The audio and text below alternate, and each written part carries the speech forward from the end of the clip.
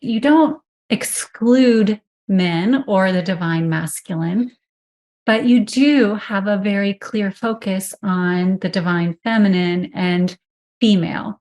So if you wouldn't mind talking to our community a little bit about why divine feminine and female, and from your perspective, what is divine feminine, divine masculine, and kind of that whole flow? Yeah. For me, I can feel it. It's one of my dharmas in Sanskrit. That's our life's purpose. Is I just have this very innate calling to work with women, and I just feel this connection.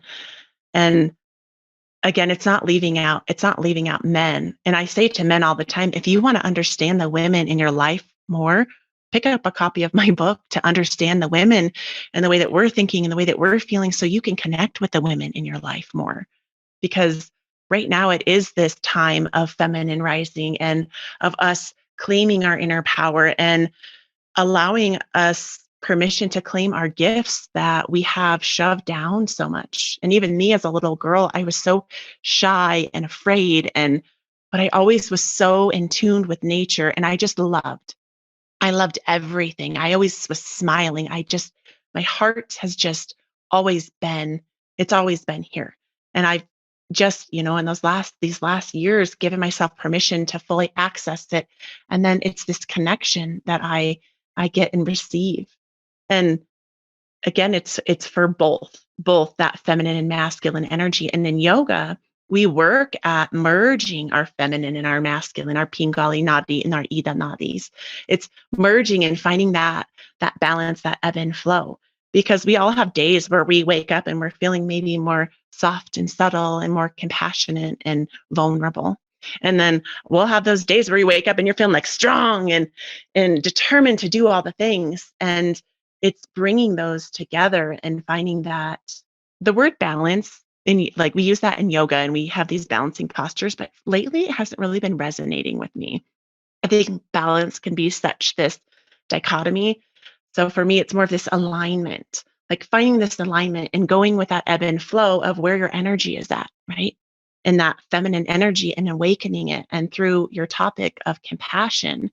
And in my book, I really delve into compassion. And I have kind of four different parts and breathing compassion in with breath because breath is forever omnipresent. It just is. It's this loving, beautiful energy that it always comes, it always goes, and we don't have to ask for more. It just is.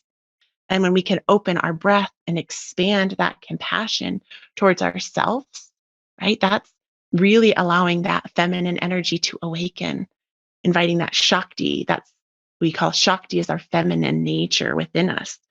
And it's just interesting because when we can tap into compassion towards ourselves, it's that same compassion that I give to you, Amber, that if you are struggling, that if you are having a really hard time or really down on yourself or doubting yourself and having all of those worries, that compassion that I would give to you, what if we could give that same compassion and mirror it back to us? And like we were talking about, we have to start here. It starts here. And when we allow that compassion in here, it's like this beautiful ripple effect that just, it goes everywhere. It goes to our children, our spouses, our neighbors' neighbors, our towns, to the cities, the states, to the countries. And it fills this whole planet. And if you can imagine this whole beautiful planet encumbered in compassion, wow, like so much healing could happen, especially nowadays with all this separation, this and that. And just if we can meld into that compassion within, it could just do so much miraculous healing that our beautiful planet needs. It needs it right now. That's that divine feminine, that Mother Earth energy that is.